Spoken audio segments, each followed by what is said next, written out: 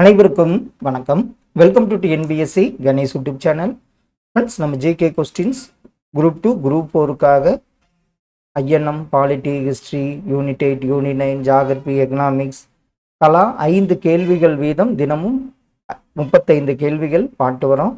இந்த வீடியோ பதிவில் ஒரு 35 கேள்விகள் எடுத்துகிட்டு வந்திருக்கேன். கண்டிப்பாக இதெல்லாம் உங்கள் ரிவிஷனுக்கு ரொம்ப யூஸ்ஃபுல்லாக இருக்குன்னு நம்புகிறோம். முதல் கேள்வி பாருங்க. டெல்லி சுல்தான்களால் ஏற்றுக்கொள்ளப்பட்ட நில விநியோக முறை எந்த முறை? டெல்லி சுல்தான்களால் ஏற்றுக்கொள்ளப்பட்ட நில விநியோக முறை ஆன்சர் சரிதான். என்னன்னு பார்த்தீங்கன்னா இக்ததாரி முறை என்பது சரியான பதில். கீழ்கண்டவற்றை பொறுத்துக. மகாபாலாதிகிருத்தா, மகாஸ்வபதினா யாரு? மகாபிலுபதி, மகா தண்டநாயக். அப்படியே ஆப்ஷன்ல பாருங்க. மகாபாலதிகிருத்தா அப்படிங்கிறவர் படை தளபதி, மகாஸ்வபதி குதிரைப்பட தளபதி, மகாபிலுபதி அப்படிங்கிறவர் பார்த்தீங்கன்னா யானைப்படை தளபதி, மகா தண்டநாயக் தலைமை நீதிபதி. இதற்கு ஆப்ஷன் பி சரியான விடையாகும். இதில் மகாபாலதிகிருத்தான்னா யாரு? படை தளபதி. மகாஸ்வபதி குதிரைப்படை தளபதி, மகாபிலுபதிங்கிறவர் யானைப்படை தளபதி, மகா தண்டநாயக் என்பது தலைமை நீதிபதி ஆவார். சிந்து சமவெளி அகழ்வாராய்ச்சியின் போது இந்திய தொல்பொருள் ஆய்வின் இயக்குனர் ஜெனரல் யார்? சிந்து சமவெளி அகழ்வாராய்ச்சியின் போது இந்திய தொல்பொருள் ஆய்வின் ஜெனரல் இயக்குனர் யாருன்னு பார்த்தீங்கன்னா இயக்குனர் ஜெனரல் சர் ஜான் மார்ஷல் என்பது சரியான விடை. சிந்து சமவெளி நாகரிகத்தில் 500க்கு மேற்பட்ட முத்திரைகள் கண்டெடுக்கப்பட்டது. அவை எவற்றால் தயாரிக்கப்பட்டது? அந்த 500 முத்திரைகளும் எதனால் தயாரிக்கப்பட்டது? ஆப்ஷன்ல ஆன்சர் சரிதான். மண்ணால் செய்யப்பட்டது என்பது சரியான பதில். அமீர் குஸ்ரு எந்த நகரத்தை 2ஆம் சொர்க்கம் மற்றும் மிகச்சிறந்த நிதி பரிபாலன மையம் என குறிப்பிட்டார்? மதுராவா, ஆக்ராவா, காஷ்மீரகமா, டெல்லியா? அமீர் குஸ்ரு எந்த நகரத்தை 2ஆம் நகரம், சொர்க்கம் மற்றும் மிக சிறந்த நிதி பரிபாலன மையம்னு குறிப்பிட்டாருன்னு பார்த்தீங்கன்னா டெல்லி என்பது சரியான பதில். பின்வருவனவற்றுள் எது நதிகளின் காலநிலை தொடர்பான வெப்பமயமாதலின் விளைவு? ஆப்ஷன்ல பாருங்க. நீர் உப்புத்தன்மை மாற்றங்கள், மீன்கள் இடப்பெயர்வு முறை மாற்றங்கள், நோய்க்கிருமிகள் எண்ணிக்கை மாற்றங்கள், நீர் அசுத்த மட்டத்தில் மாற்றங்கள். இதில் நதிகளின் காலநிலை தொடர்பான வெப்பமயமாதலின் விளைவு பார்த்தீங்கன்னா மீன்கள் இடம்பெயர்வு முறை மாற்றங்கள் என்பது சரியான ஒன்று. ஓசோனை அழிக்கும் முக்கிய காரணி எது?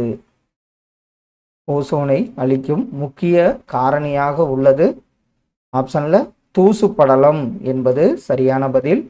தாவர வளர்சிதை மாற்றத்தில் குறைபாட்டை ஏற்படுத்தும் மாசு எந்த மாசு? தாவர வளர்சிதை மாற்றத்தில் குறைபாட்டை ஏற்படுத்தும் மாசு ஆப்ஷன்ல சல்பர் டை ஆக்சைடு என்பது சரியான பதில். தேசிய பேரிடர் மேலாண்மை ஆணையத்தின் தலைவராக இருப்பவர் யார்? தேசிய பேரிடர் மேலாண்மை ஆணையத்தின் தலைவர் பிரதம மந்திரி என்பது சரியான பதில். உத்தரப்பிரதேசம் மற்றும் உத்தரகாண்டின் மிக முக்கியமான பழங்குடியினர் யார்?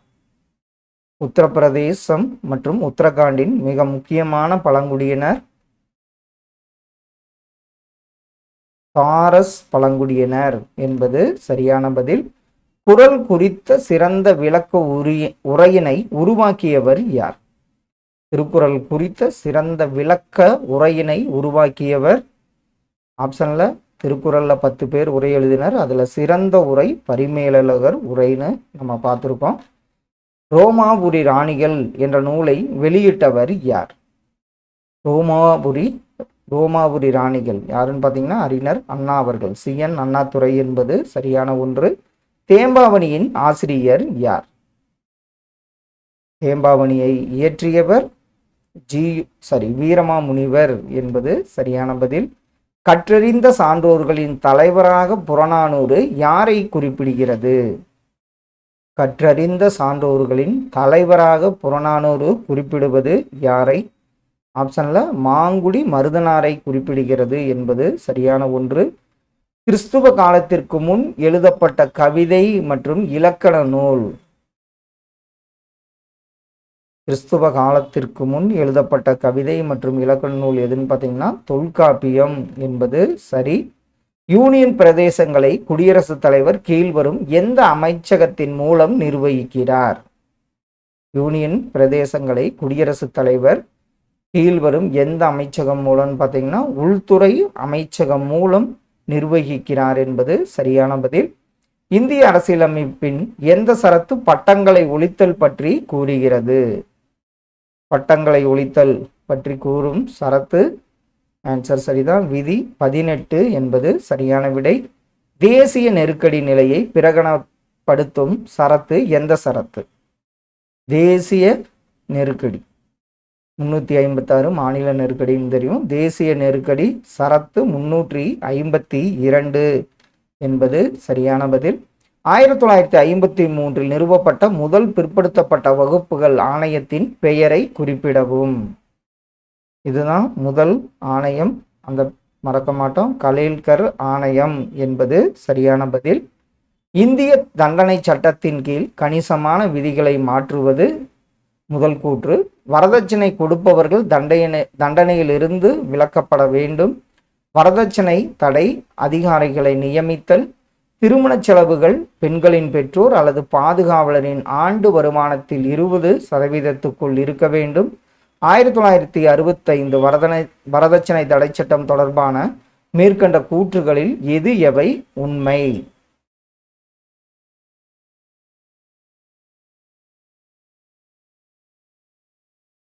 இதில் பார்த்தீங்கன்னா அனைத்து கூற்றுகளுமே உண்மை என்பது சரியான பதில். பின்வரும் கூற்றுகளில் தொட்டில் குழந்தைகள் திட்டத்தின் நோக்கம் அல்லாதது எது? தொட்டில் குழந்தை திட்டத்தின் நோக்கம் அல்லாதது குடும்ப கட்டுப்பாட்டு முறையை உறுதி செய்வது என்பது அதனுடைய நோக்கம் கிடையாது.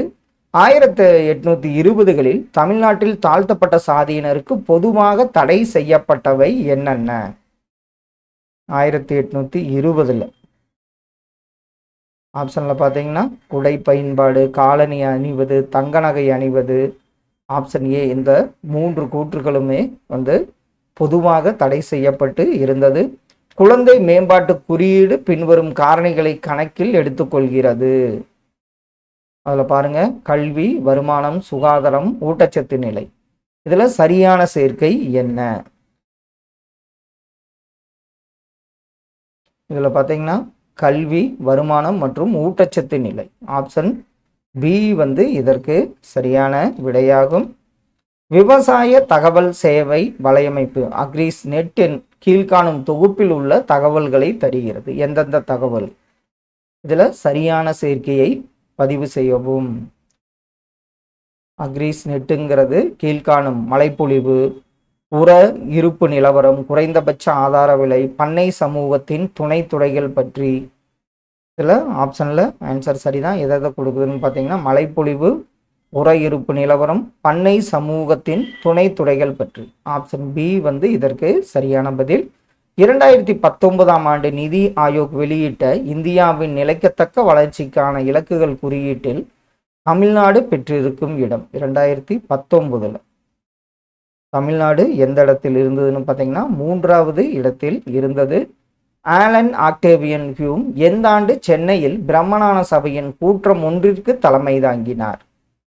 ஆலன் ஆக்டேவியன் ஹியூம் எந்த ஆண்டு சென்னையில் பிரம்மஞான சபையின் கூட்டம் ஒன்றிற்கு தலைமை தாங்கினார்? அது எந்த ஆண்டுன்னு பார்த்தீங்கன்னா டிசம்பர் 1884ஆம் ஆண்டு. சாரதா சட்டத்தின்படி பெண்களின் திருமண வயது எவ்வளவா நிர்ணயிக்கப்பட்டது? சாரதா சட்டத்தின்படி பெண்களின் திருமண வயது பார்த்தீங்கன்னா 14ஆக நிர்ணயிக்கப்பட்டிருந்தது. அதிநவீன வசதிகளுடன் கூடிய ரயிலில் அடிமைகளாக இருப்பதை விட சுதந்திரத்துடன் கூடிய மாட்டு வண்டியே சிறந்தது. இது ஒரு ரிப்பீட்டடான கேள்வி. அவங்க அன்னி பெசன்ட் அம்மையார் என்பது சரியான விடை. கூற்று: ராம்சே மெக்டொனால்டு வழங்கிய வகுப்பு வாரி ஒதுக்கீட்டையை காந்தியடிகள் எதிர்த்தான்.